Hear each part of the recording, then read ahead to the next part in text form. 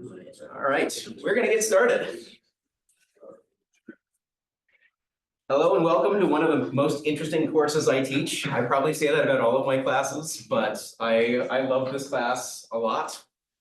So I will start off by talking a bit about what you can expect, and then we will dive right into it. I guess we'll start with introductions. I think I know most people in here, or I've had most people in here in a class before, but if not, I'm Dr. Chris Kane. I don't really care what you call me. I am not the most formal person you have ever met. I prefer to get to know people as you are, whatever is comfortable to you. I don't hold my title over people like it's something that you need to respect. I think that respect is earned regardless of the path that you've been through life. So I will do my best to respect you, and I will let you decide if you would like to respect me or not. That is your decision. But this class is going to be quite challenging, but I'm going to be here to support you along the entire path. So you will see that from my technical office hours to how frequently I'm helping people in my office when it is not my office hours. Those are not all-encompassing office hours. If you have questions or if these times don't work for you, let me know and I can restructure them. I try to make them do my best guess to structure them according to when I think people are going to have the most and or best available time to them before the quarter starts. But obviously, I haven't talked to you all about that yet. So it's difficult to nail that down. I decided on the hour before and after this class because the other class that I'm teaching is Game Design 2, which meets Monday, Wednesday afternoons starting at 2. So especially on Monday, Wednesday from 1 to 2, I will have to cut my office hours at 2 because I am going to teach, but I can start them before 11, especially if there's demand, and especially days that are not Monday, Wednesday, I can go past 2. I don't have Friday technically on there. I anticipate I will be plenty busy with office hours on Friday as well. That's just because it's not there doesn't mean that you should not show up, let me know. The most important part of my job from my own perspective is office hours. I take it very seriously, and in fact, it's my favorite part of the job. It even beats anything else, any engagement I have in class, because it's more one-on-one. I get to learn how you learn. I get to learn what you're struggling with, and then I get to help you to do the best that you can based on what works for you. And I much prefer that than trying to take a best guess at that and lecture about it. I don't like to hear myself talk as much as I like to have a back and forth, which is not fully possible in a lecture environment, but make sure that if you have the ability to go to office hours, that is not a place to go just because you are struggling. It can be somewhere that you can go because you want to learn more, you want to engage more with it. I have a very open door policy. I invite multiple people in at a time to try to get as many questions answered as I can so that I'm not wasting your time. I do record class, so the podium is always up and recording on Zoom. When I do get the Canvas course live, there will be links to both join the live stream of this class as well as to my YouTube channel where I will post recordings of all of the classes. It is not meant to be how do I want to call it? It's not a replacement for attending class.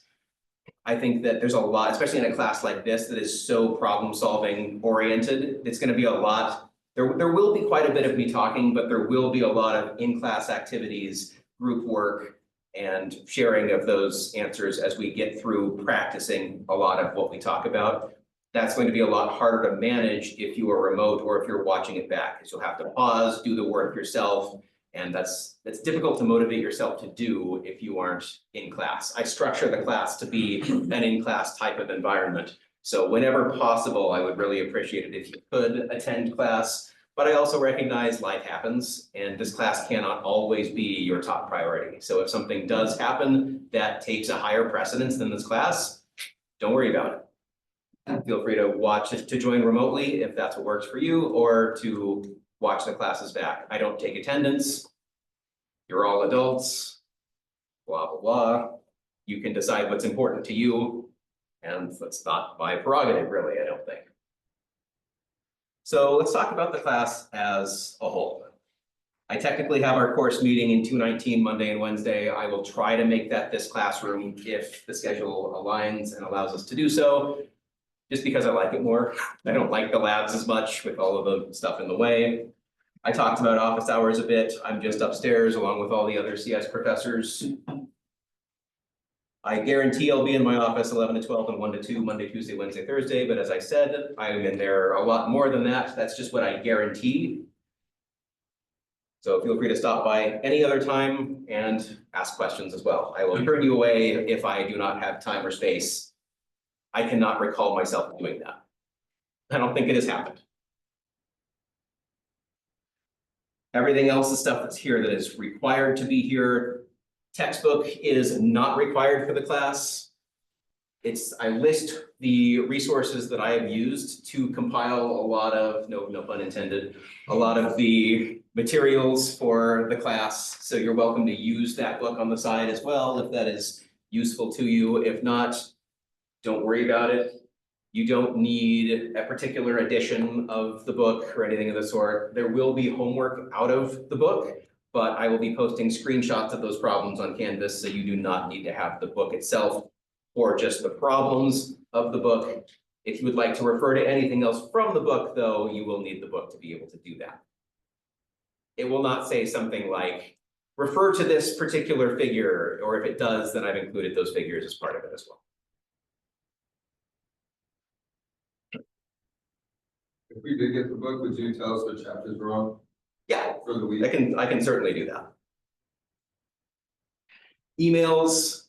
I make this policy so that for everyone, really, myself included, I guarantee a response within 24 weekday hours. I try to do it significantly faster than that, but that tells you if 24 weekday hours have elapsed, that tells you that it fell out of my to-do list or something happened that I didn't get it, something happened. Just resend the email or send me a follow-up or something that says, hey, I didn't get it, I didn't hear a response from this. Can you please respond to this? And just give me those 24 hours to get back to you. If not, prod me. I do take those very seriously, so just let me know how I can be helpful. Office hours, I can't state it enough that this class is difficult. Don't feel bad about utilizing office hours. I anticipate the last time I had a class even close to this size in this class, there was kind of a class part 2 that happened in my office hours afterwards, where people would get more experience with it, get their questions answered, and just dive into it a little bit more, because it is challenging. It is. That's understandable. I expect that there will be questions, there will be struggles. That says nothing about you as an individual. Well, okay, that's not quite true. It says that you can advocate for yourself. It says that you want to learn the material. So I take any office hour interaction as a positive, a chance to get to know you, a chance to help you, and I'm really excited about that. I'm excited to get to know you a bit better and to figure out and have discussions about how I can help you do the best that you can in this class. So, basic expectations. Come to class, engage to the extent that you can. I don't cold call on people because I hated it as a student myself and can't imagine wanting to put someone in a situation where they are thinking about being called on and not thinking about the material happening in the class. That was always the case for me. I learned less in classes that I had the chance of being cold called on because I just didn't want to engage with that at all. That said, my class and pace do rely on it's a pretty fast back and forth pace. So anyone who is able and willing to share their thought process, I would really appreciate it because it helps me as well to get a sense of where is the class. I have no expectation that your answer is going to be right or even in the right ballpark necessarily. So I will not judge you if you say something that is wrong. I would much rather have you share something that is wrong than not share something at all. So the course is broken down into components. You can see grading policy here. This will seem mostly like a math class. And I know that can be, there are pros and cons to that in that it's very assignment heavy. It is also very exam heavy in that there are going to be 4 of them, but I am toying around and ever so slightly lowering every quarter the amount that grades come from exams. And the reason I do this is because exams are stressful. I don't want to be imposing a significant amount of grade stress on every exam, but it is very important that people are able to apply the material that is on the homework, that you have the ability to go out and find the answers to without really engaging with it yourself. But if I scroll down just a little bit, there is the downside to the lower grade part of the exams, which is that in order to get the C+ that you need to be able to use this for graduation, I need there to be a minimum exam average of 70%. So it's only worth 20% of your grade. It's more like a pass-fail component of the grade, rather than being worth the 40% that I think it was the first time I taught the course. That said, I do like to give extra points on exams. They're usually out of more than 100 points. And then I grade them out of 100. So it is not a real 70% average. It's probably closer to 60 to 65% average on exams, but it really just shows you and gives you the reason to engage with the assignments so that you can perform at that pass-fail level on the exams. The assignments are going to be where you do a lot of that learning. So it is really important that you do your own work for that. We'll get into that in a second. Questions I can answer so far about anything I've talked about?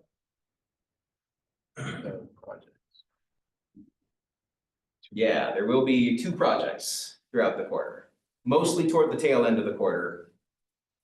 But yeah, 2 programming projects that will actually apply a lot of the theory that we cover. This is a very theoretical class, but I certainly want there to be the application of that theory when we can fit it in.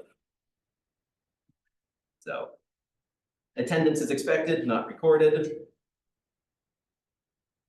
If you want to join the Zoom, it is okay if that is something that happens very occasionally, if you don't let me know, but if it's something that you're going to be doing more than, I don't know, once every couple of weeks, send me an email, just let me know what's going on, and that way I know that you're not just attending because you would rather take this class asynchronously than synchronously. If that is the case, again, just send me an email and we can talk about it, but it's something that I would like to know about and have a discussion with you about, just because I know the course content, I know how difficult this can be. I want to work with you to make sure, again, that we maximize the chance that you're successful. Couple of medium stakes projects, exams. They are closed book, closed notes, but just like with all my classes, you get a sheet of notes, not a note card, an actual 8.5 by 11 sheet of notes front and back. You can put anything you want on those notes. I'm not going to collect them.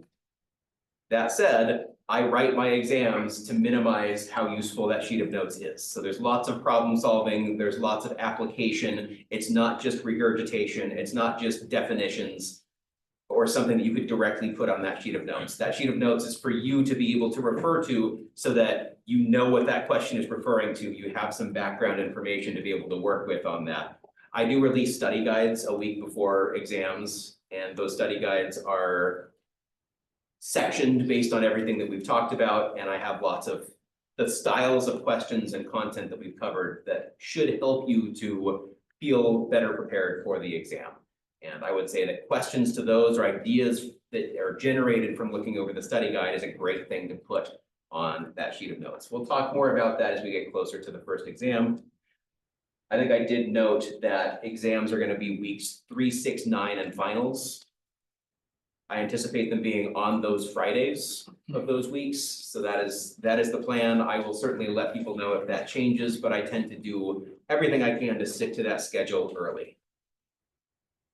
Yeah. Is the final cumulative? Or Probably not. I have to make a decision. There will be, how do I want to phrase it? The classes itself is kind of cumulative, so there will be cumulative ideas, but they won't require you to go back and study that material from earlier in detail. It'll be more of how does everything that we've studied this quarter tie together kinds of questions. I try to keep weekly due dates consistent. So assignments will always be due on Wednesdays and exams will always be held on Fridays. I may occasionally need to modify that, but that is the general expectation, just to make your scheduling as easy as it can be. Is there something due? The answer is if it's Wednesday, probably yes. If it's Friday, every 3 weeks, there'll be an exam, and that just helps to make it a little bit easier to keep track of. All of the typical university policies. I try to keep a planned schedule here about, in general, what we're covering, when homeworks are due, when, actually, I think this is a little bit out of date, and I probably need to change a little bit, but the exams are good. I think I'm planning more of 8 homeworks rather than 9 homeworks, but expect them to be due every week for at least the first 3 weeks. So week 2 Wednesday, week 3 Wednesday, week 4 Wednesday. I think I've planned assignments for each of those weeks. The week 3 assignment that's due Wednesday before the exam on Friday, that is one of the days I might try to make that due a day earlier, just to give the grader any hope of being able to turn that around to you ahead of the exam. We do have a grader. I try to handle all of the office hours for the class and not send you to a grader who hasn't taken the class in, I think, a year. He took it last year, but if any of you know him, his name's Dominic McIsaac. You may have had him as a grader for algorithms. He's been the algorithms grader for quite some time. I stole him from Bojan, and I'm very proud of myself for doing so. He was the only one who'd taken the class who could do it for me, aside from Hunter, and Hunter's grading Game Dev 2 for me. So I did steal him, which is good. He's a great grader, and I find that he cares a lot as well. And I do that a lot with my graders. I try to get to know them and steal graders who really care and want to provide the kind of feedback that I would be providing, the very detailed feedback where if something went wrong, you know it went wrong, you know why it went wrong to whatever extent is possible. That said, this class is very large, and it is by far the hardest class that I teach to grade for. So that means that we need to be as nice as we can be to the grader and really respect his time. I'll talk about that as we get into what assignment submissions are going to look like, but that means that you're going to need to compile them well so that they actually read nicely and minimize the amount of time that it takes for him to figure out what are you doing. Even if it's clear to you, any time that it takes the grader is time that it's going to take that you don't get that feedback.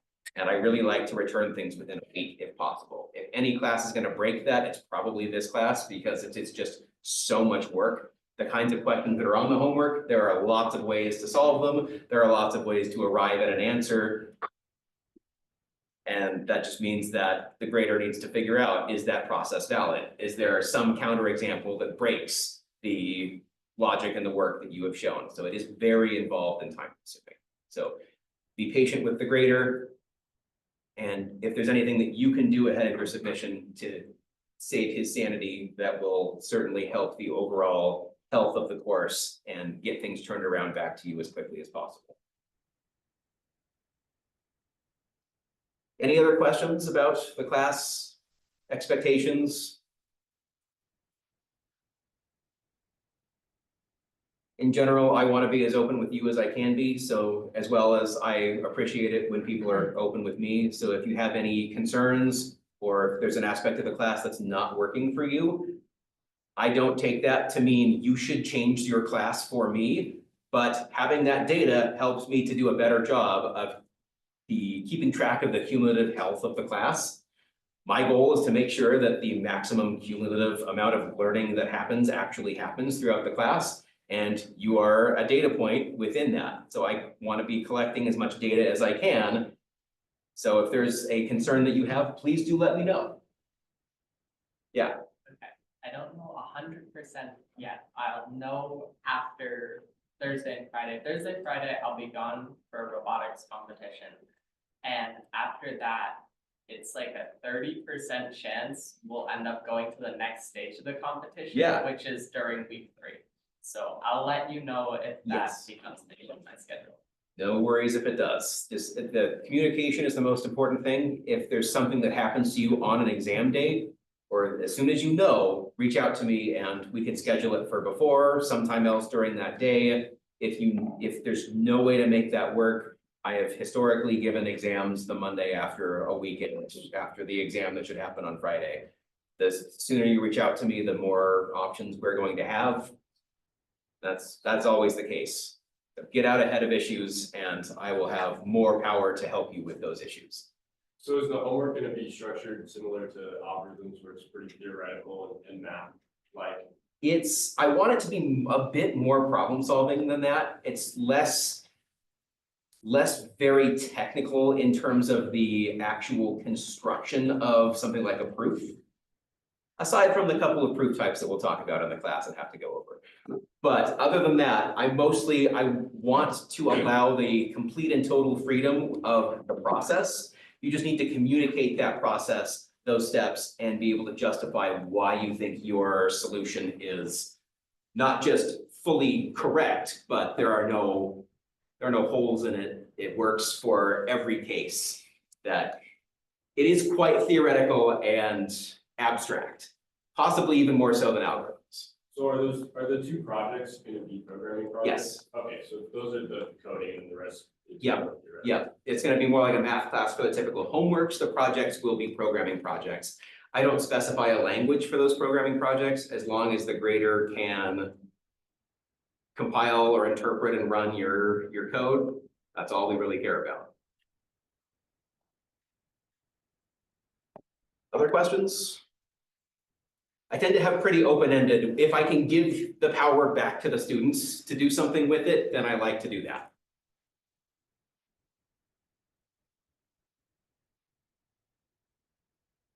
Right. We'll start to dive into some work. I like to think of this class really as a sequel to both discrete math and algorithms, which is why they're the prerequisites to the course, but we really will be taking both of those concepts and expanding them and applying them to new concepts. I know that discrete is a particularly difficult course here in terms of people have taken it between the last quarter and 2 or 3 years ago. They took them with very different professors who teach very different styles all over the place, either very theoretical and math focused or applied and computer science oriented. I have no idea what that looked like for all of you. So I'm going to do my best to, whatever we use, I'm going to try to reintroduce and hopefully it starts bringing back some memories. But I try to start every unit out with a motivation slide of why are we talking about what we're talking about? So you don't ever have to ask that question of why are we doing this? But in general, let's talk about it. So automata theory is the first thing we're gonna cover, and it will probably cover the first 6 to 7, probably 6 weeks of the course. So lots of state machines and grammars, and really the purpose of automata theory is to be able to, at a high level, look down at programming and programming languages and say, how are these made? What do these do? What can we do with them and what can't we do with them? How do we analyze a programming language to determine something like, is a program in this language or not? In general, how is that done? What are the different levels of languages? Can we have more specific languages? Can we have more vague languages? Languages that are more powerful or less powerful? So we'll be looking at formal languages and formal language theory. We'll be looking at grammars. We'll be looking at computability, the concept of, all right, what can computers do today? What is that boundary of what we can do versus what we can't do today? Then we can ask the question, if we had an infinitely powerful computer, what could we do? What would still be beyond our reach with an infinitely powerful computer? We'll look at advanced computational complexity, so even furthering beyond what you looked at in data structures or algorithms for computational complexity. What are kind of the limits of what can be computed based on complexity theory?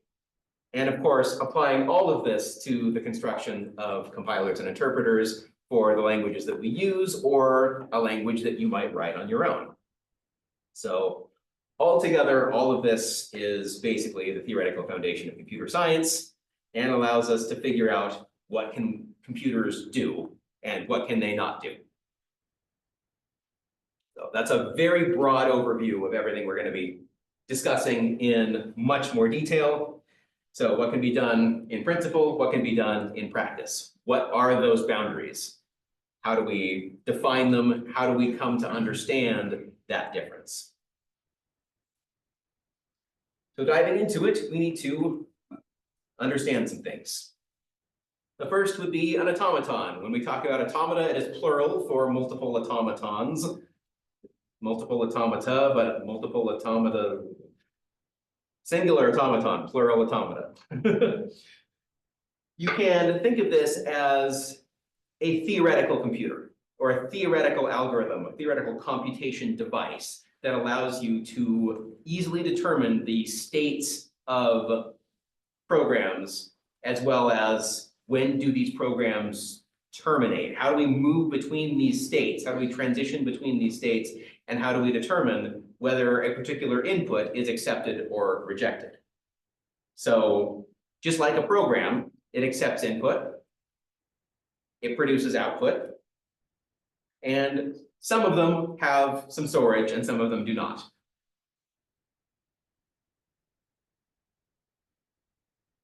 Just like an algorithm, they can make decisions as they're turning that input into output. So this will be one of the main study points of the course. What kinds of automata are out there? What are their limitations? What can we represent with these state machines? And what can we not? It turns out that all of this theory feeds into exactly how compilers are constructed. So it's a very important starting point. We'll also talk about formal languages. Formal languages are really the underlying principles of the programming languages that we use. What are the general characteristics of a programming language? What could we do when writing a programming language and what could we not? What are the trade-offs when we choose between the different languages that are out there? How do we know if you need to write your own language, because no language out there prioritizes a certain set of principles that you care about for your particular application. So formal languages are not just programming languages, but they can be more general than that. So to break this down, a formal language is comprised of an alphabet, which is just whatever symbols we can use that language recognizes. So Java, for instance, allows letters, numbers, certain symbols. The square brackets and curly braces have particular meanings. They're symbols that you would be able to recognize. On the other hand, if you try to, I don't know, what's a symbol that's not used? Smiling emoji. Great, smiley emoji as a character. Imagine there being an ASCII value for the smiley emoji. And just saying, you come upon this character and we don't know what this is. Actually, that's not true. Yeah, they just have to represent, yeah, the colon and the closed parentheses. But imagine that being one character together having a particular meaning. That doesn't have a meaning in Java. There are also the associated rules of formation.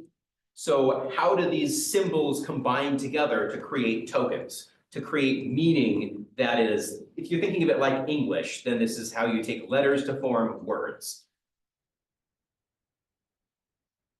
You can put those words together to form sentences. So how is the language broken apart into pieces that have their own individual meaning? And how do you combine those to create larger scale, more abstract logic? So again, this is just a very broad overview of everything we're going to be talking about. We're going to start transitioning here and diving into a review of some discrete, because it may have been a while since you've seen this. So I guess maybe who took discrete last quarter? Within the last year. What, a third of the class? Within the last 2 years, including those who took it within the last year. So that's just about everybody. Has it been more than 2 years for anyone? Close to? All right, so sets have no structure other than membership. An element is either a member of the set or not a member of the set. There's no position within the set. Order does not matter. Multiplicity does not matter. It doesn't matter if there are 5 elements in the set that are duplicates of each other. It's the equivalent of 1 element being in that set. So order and multiplicity don't matter. We're going to say that they're surrounded by curly braces. So if you're going to define a set, you say the set's name equals open curly brace, a list of elements of that, or some definition, some mathematical definition of what is included in that set. So either you can list out those individual elements, or you can come up with some expression that says for any element for which this expression evaluates to true, then it is a member of this set. When it evaluates to false, it's not a member of this set. Indicating that an element is a member of it, we use the membership symbol, which just looks kind of like an E, but it's not. This says that the element X is a member of the set S. Say that it's not a member, then you just put a slash through it. We already determined, or there are a couple ways that you can refer to a set without exhaustively listing all of its elements, or if it's an infinite set, we will be finding lots of infinite sets throughout and talking about lots of infinite sets throughout this quarter. So it's very useful to know how to do that. We talked about writing an expression. You can also use an ellipse. If you wanted to say this is the set of all letters of the alphabet, lowercase letters of the English alphabet, then we could just use curly braces to denote that it's a set. And then you can fill in the blanks here yourself. This says use your own logic to fill in what goes on here. You need to list enough elements where a pattern is obvious and there are not multiple possible patterns that it could represent. But this would be the only set that I could reasonably think that would refer to the lowercase English letters, and I only had to state 3 of them. What would this set refer to? Even numbers. Out there. Positive even integers? Without 0? 0 is not technically positive. Any questions so far?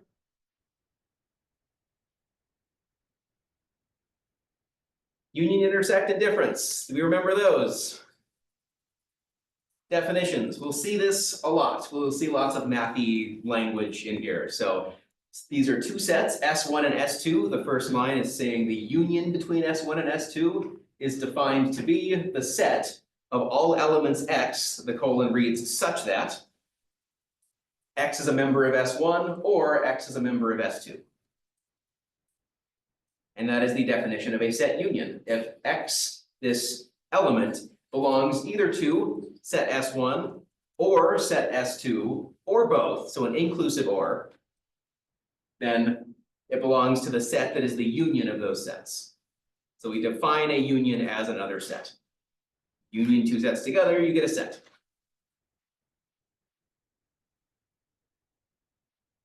The set of all students in this class, union with the set of all professors in this class, is everybody that is currently in here. I say in this class, meaning physically in this classroom, not enrolled and not here.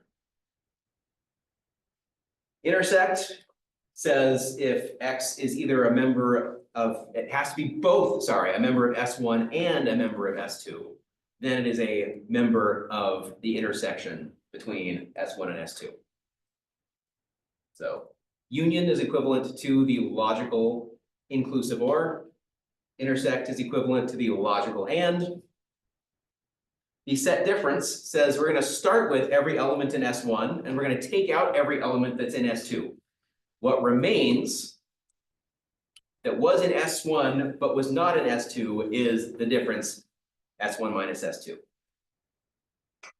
Do note that union, if you take the union is commutative, meaning that if you take S2 union S1, you get the same result.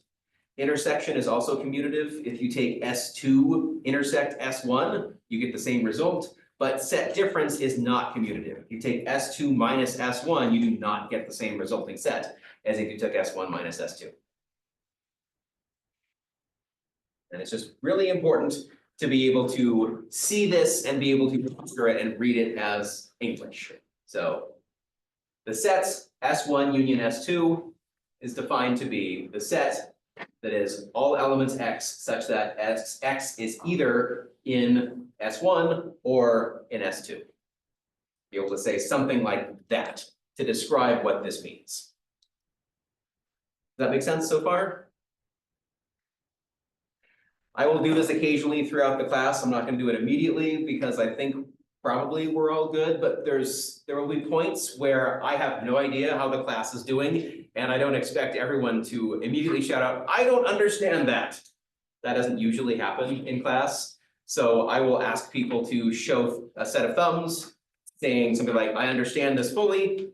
I partially understand it, but could use some additional explanation. I'm lost and have no idea what's going on." Anywhere in between that is okay as well, but I'll use that to get a sense of where is the class rather than saying something like all good or something that where you just nod your head, but you really mean no.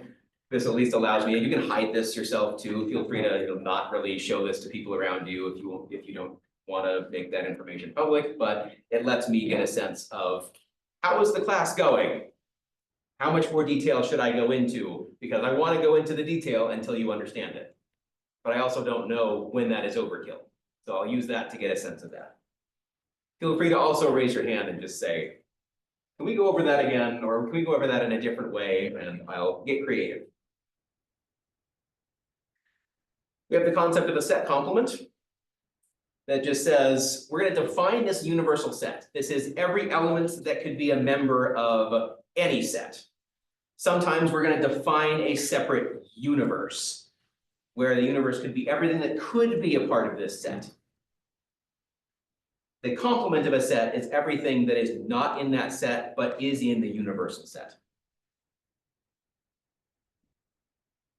So one way to think of this, yeah.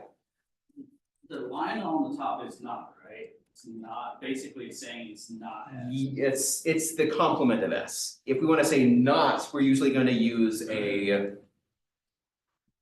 rotated L. Yeah. Yeah, not would look something more like this.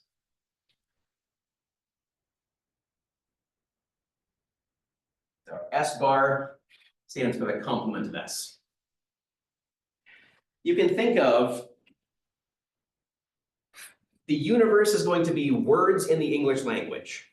You could have a set that is all nouns in the English language. The complement of that, given the universe of English, would be all not nouns. So it does kind of work as a negation, but it is not technically fully a negation. So we distinguish between a logical negation and a complement, but as a way of saying everything that could be there that isn't, by the laws of the universal language. So you can define that universe and shape it where it needs to be to say this is everything that could be there. The English string gobbledygook, which is not technically a word, would not be considered part of the universe in that case. Although we could define the universe to be all strings of legal English characters, in which case gobbledygook is a legal string of English characters. An empty set just is a set with no elements in it. We can logically show that if we union a set with the empty set, it's the same thing as if you take the set and take the difference between that and the empty set. The result is always just the set that you started with, which makes sense. If you union an existing set with nothing, what is in that set or the other set or both? Everything that's in S is in S, nothing is in the empty set. Nothing is going to be in both of those sets. So taking all of those together, what you get back is just the original set. Take the intersect, you get nothing. What is shared in common between a set with some elements and a set with nothing in it? Well, obviously there's nothing in common because the second set has nothing in it. If you take the complement of the empty set, you get the universal set. And if you take the complement of a set, you get back the set. That also kind of makes sense, right? You take the complement of the set and you get what's in the universal set that wasn't in that set. You take the complement of that, you get back what you originally had. Think of it kind of like a Venn diagram. Where you would have, we have, I don't know, our universal set. We have some set that's inside of that contains some elements of the universal set. So S bar would be everything outside of S, but still within U. You take the complement of that, it's everything that's in U that wasn't in this S complement, which would be this shaded outer donut. And you get back what's in the center of the donut, the whole of the donut, which was what we started with, our S. I have an eraser in this classroom.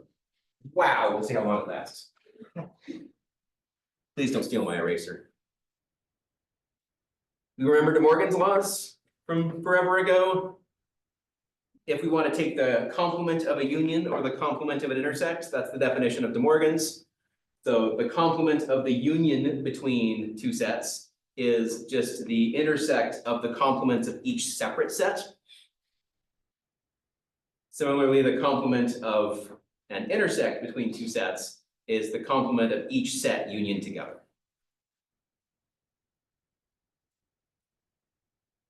If you want to try to visualize this in terms of a Venn diagram, here we have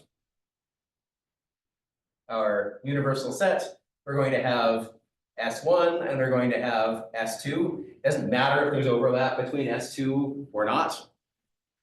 But what is it saying to take the complement of that union? We want everything that's not inside of any of that.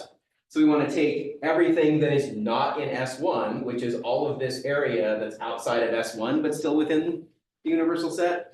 Everything that's outside of S2, and then if we take the intersect of what's shared in common between that, we get everything that's outside of both of these S1 and S2 sets. How are we doing with that? Does that make sense?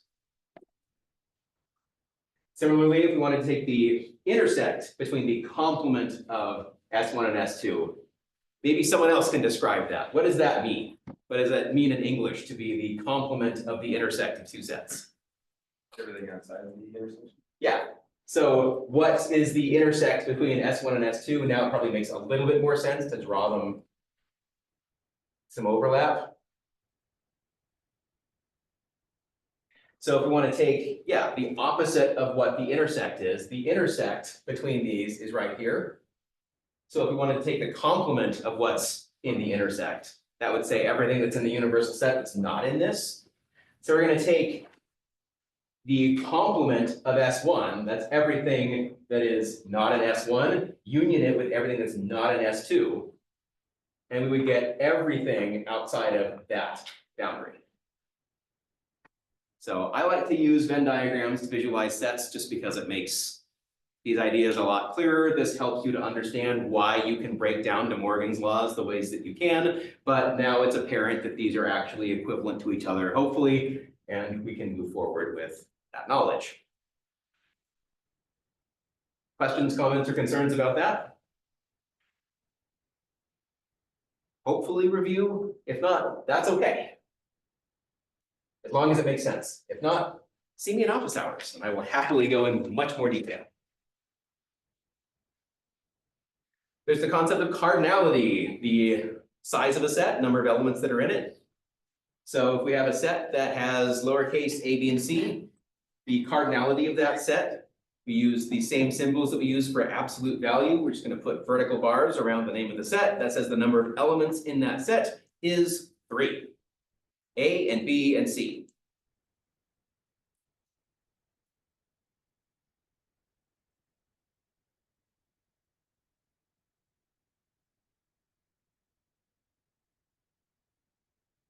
Further questions? All right, a subset. We can call S1 a subset of S if every element that is in S1 is also in S. Notationally, S1 is a subset of S, just says that every element in S1 is also present in S. There's also the concept of a proper subset. A proper subset is a subset, but we don't allow there to be any equivalence or members shared in common. So every element of S1 is a member of S, but it's not the same set. It's not exactly the same set. So I like to think of this in terms of, I guess I should reveal how it is written. I like to think of this as kind of like the numerical less than or equal to and the numerical less than. Because this is just a strict version of that. We don't allow for equality. So instead of thinking of a number, now we just think of a definition of a set. This says that every element that is in S1 is also in S, but it could be the same set. That is allowed within a subset. But within a proper subset, we don't allow that equality, and it has to be strictly fewer elements in S1 than are in S. But still, every element in S1 has to be present in S.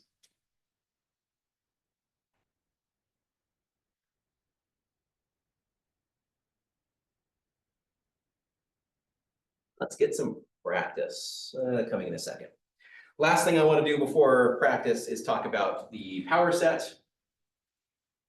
The power set just tells us every possible subset that can be contained within that set. So if our set is ABC, what are all of the possible subsets of that set? Go ahead and take a second and see if you can write them out. And or tell me how many there are going to be. Question? I don't have a question. Or comment or concern, yeah. I was just gonna say, what is it, around 9? Because isn't it every different pattern that they can be put in? Yes to that definition, no to 9. How do we know how many of them there are?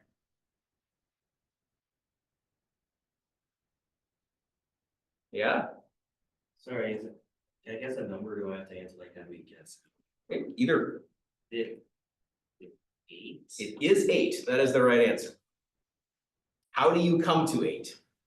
I think you come to 8 by like pairing them, finding like Okay. pairs of them, like I know. A, B, and C, that's one, and then A, B, that's another, and so on and so forth. A, Mhm. B, C by itself, those are also one, and you also have Mm-hmm. to include an empty set. Yes, Isn't the formula for it 2 to the n? yes. Oh. Yes, yeah, you can also get there from the size of a set by just saying 2 to the number of elements in it or the number of elements in the power set. So we could list them out.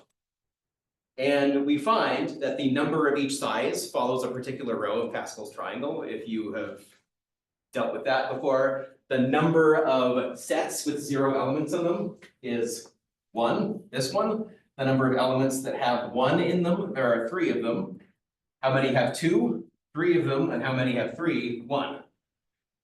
So this will be a palindrome, but it will also be a row of Pascal's triangle for those of you who have seen Pascal's triangle. 1, 1, 1, 1, 2, 1, 1, 3, 3, 1. There it is. So the nth row of Pascal's triangle is the number of elements in the set that lead you to be able to break that down. And the total number here is 2 to that power. So this is 2 to the 0, the sum of everything in this row. This is 2 to the first, 2 squared, 2 to the third, and that pattern would continue as well. You will find that there are patterns all over math, and finding them is really fun. At least it is to me. I love finding patterns in math and just saying why. Why is this here? And trying to understand the meaning behind why can we break this down and why does the structure look like this? We'll actually explore that in more detail later in the course.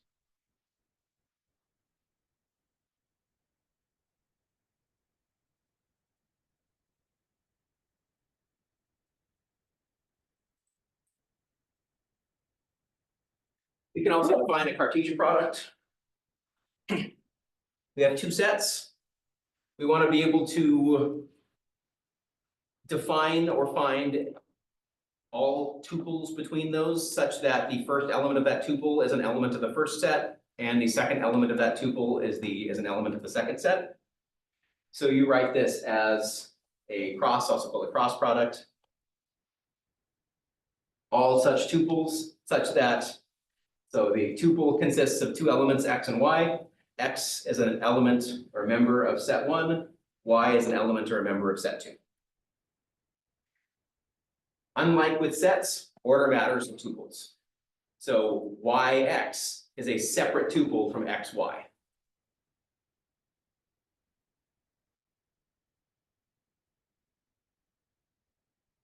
Let's do an example of this. I guess we don't have time, do we? We're out of time. Boy, class flies. So we'll come back to this tomorrow and we'll get an example of a cross product here and dive into more and further. I will have office hours for the next hour. If anyone has any questions or concerns about the class, I would love to chat with you and make sure that we're all starting off on a good foot. How much overlap is there in relational patterns? Is this how much? We're gonna be like diverging very. Okay, I was like, why? It still just look like the database last time. Yeah. Hey, go to, okay, because I didn't make the connection. I saw you in the final exam. I was like, hold on, that's the guy. That's the guy. You go. Yeah. You go Yeah. next.